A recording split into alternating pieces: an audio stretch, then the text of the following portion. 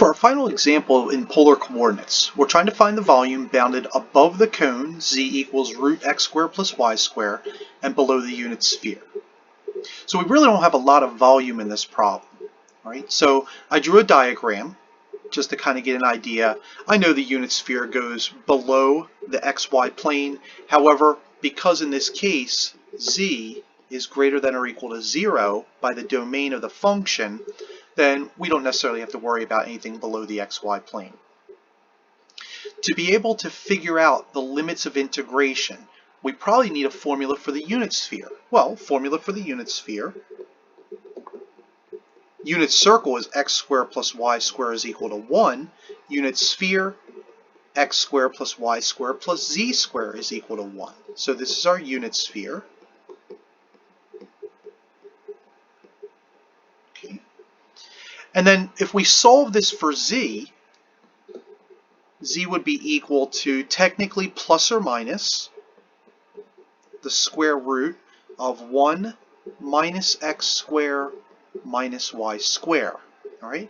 However, because we're only concerned with z greater than 0 or anything above the xy plane, we're just going to write this as z is equal to the square root of 1 minus x squared minus y squared. All right. Now, the volume's above the cone but below the unit sphere. All right. So that means that the top function is going to be the unit sphere. The bottom function, or the lower function, is going to be the cone. Let's go ahead and write those both in terms of r and theta. All right.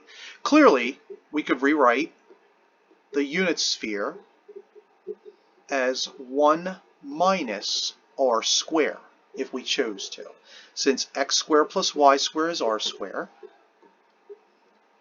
All right. So that's our top function. The bottom function, remember we have z equals the square root of x squared plus y squared. That's our cone, which is the same thing as z equals the square root of r squared, or in other words, z is equal to r, and that's our bottom function. All right. So now we have a top function, we have a bottom function. It doesn't say that we're bounded by any planes, so quadrants, etc., or any of the octants, so we can say that theta is going to range from 0 to 2 pi. All right. To find r, it may be helpful to set the two functions equal to one another, or the two z's. All right. So when we do that, we're going to get r is equal to the square root of 1 minus r squared. Squaring both sides, r squared is equal to 1 minus r squared. We're going to add r squared to both sides. So 2r squared is equal to 1. Divide by 2. R squared is a half. That means that r is going to be equal to the square root of 1/2, or 1 over root 2. Since we are looking at the pole, or the origin, in this case, r is going to range from 0 to 1 over root 2. We're going to set up our double integral. Double integral theta 0 to 2 pi, r 0 to 1 over root 2, top function square root 1 minus r squared, bottom function r, multiplier r dr d theta. Let's separate this into two separate integrals and distribute.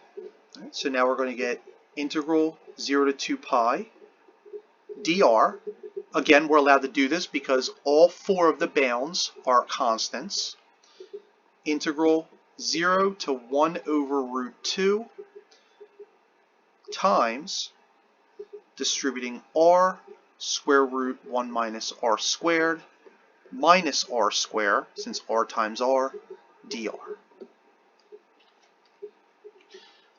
The first integral, 0 to 2 pi, extremely easy, because it's only d theta. Excuse me, I made an error when I did the distribution. So apologies. So we're going to erase this, dr. This should just be d theta. Sorry about that. All right. Still, no matter what, it still ends up being 2 pi. Then what I'm also going to do is I'm going to separate this into 2 separate integrals because we have 2 different techniques going on. So quantity 0 to 1 over root 2, r 1 minus r squared to the 1/2 dr, minus integral 0 to 1 over root 2 r squared dr. Now the 2 pi stays out there, right? But all I did was I just rewrote. So I just took this 1 minus r squared, changed it into a 1/2 power, distributed the integral so we get 2 different. All right. The reason I did that was because it's obvious that we need a u substitution to be able to evaluate r 1 minus r squared. All right. So let's do the u substitution. So we're going to let u be equal to 1 minus r squared. Du, be careful, is negative 2r dr. Negative du over 2 r dr. All right, so whenever we see r dr, we're going to substitute with negative du over 2. Right. So now we're going to rewrite.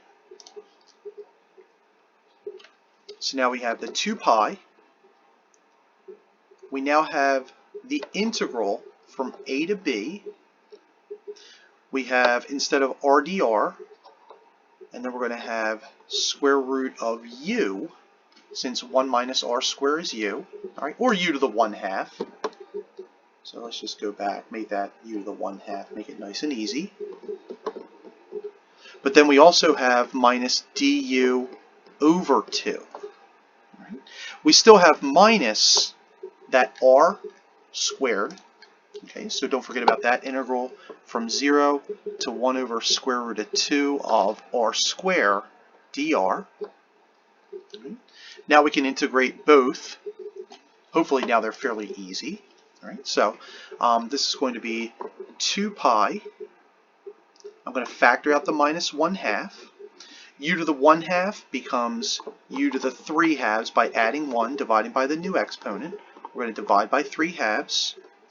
Minus, and this is going to go from a to b, so the range from a to b, minus r cubed over 3 from 0 to 1 over root 2. And then there's that 2 pi out front that we're multiplying by everything. Let's turn everything back in terms of r. We're going to multiply by the reciprocal.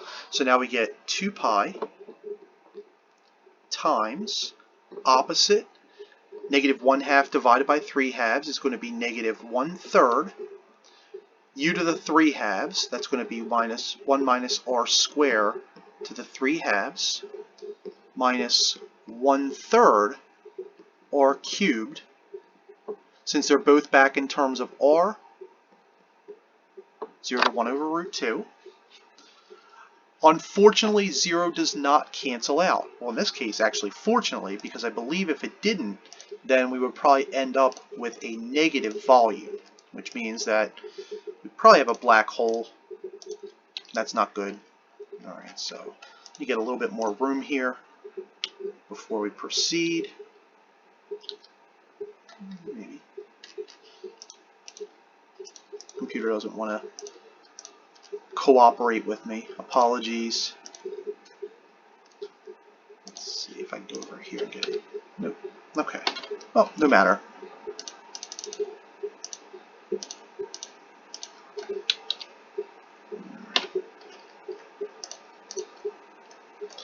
Let's just push all this down. So just hold on for a sec. I'll push all this down to a new line or 2. All right, and then I can just delete all that. There we go. All right. So go back up a little bit. All right. I'll try my best to make sure I keep this as concise as possible. We're going to substitute. So now we're going to end up with 2 pi minus 1/3 quantity 1 minus 1 over root 2 squared to the 3/2 minus 1/3 1 over root 2 cubed.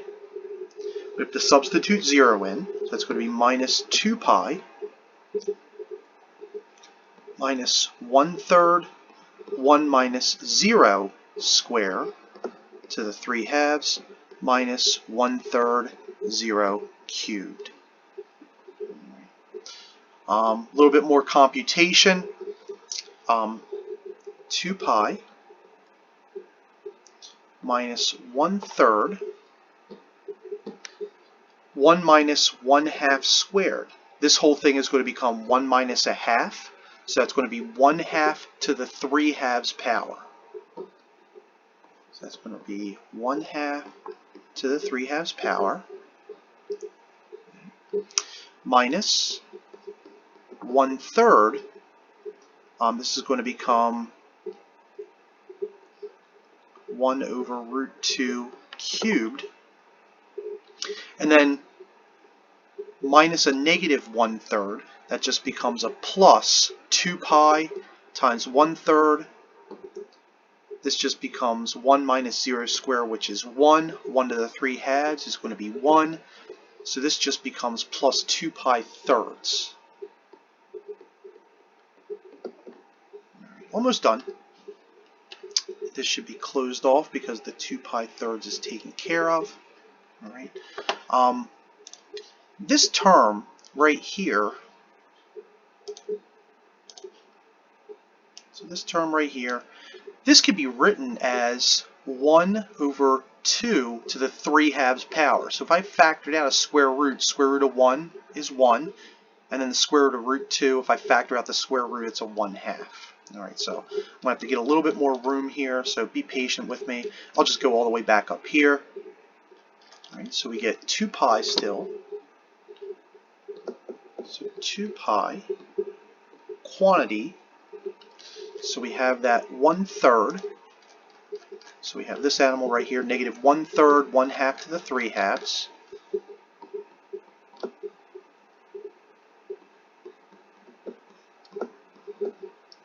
Minus, now we're going to factor out that square root. So now we have minus a 1/3, 1/2 to the 3/2, plus our 2 pi thirds. All right, so I think the best we can do, notice that we get negative 1/3 and negative 1/3 is a negative 2/3, and then we have that 2 pi. So I think a fairly decent answer that we can get out of this might be negative 2 pi, negative 4 pi, excuse me. So let me go back. So we're going to have a negative 4 pi thirds times 1/2 to the 3/2 plus 2 pi thirds. It's probably the best we can do with it. We could probably simplify it a little bit more in terms of the exponent, but let's just keep it like this. All right, just to not torture with any more algebra.